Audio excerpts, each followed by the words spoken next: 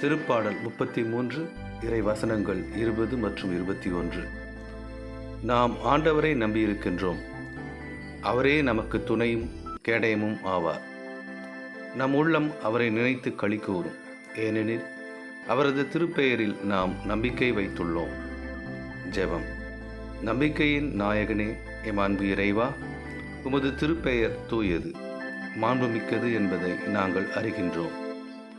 உமது மேன்மை மிகுந்த திருப்பெயரில் நம்பிக்கை கொண்டு நாங்கள் மகிழ்வுடன் வாழவும், உம்மையே எங்களது துணையாகவும் கேடயமாகவும் கொண்டு உமது பாதுகாப்பில் வாழ்ந்திடவும் தேவையான அருளினை தந்தருளும். ஆமென்.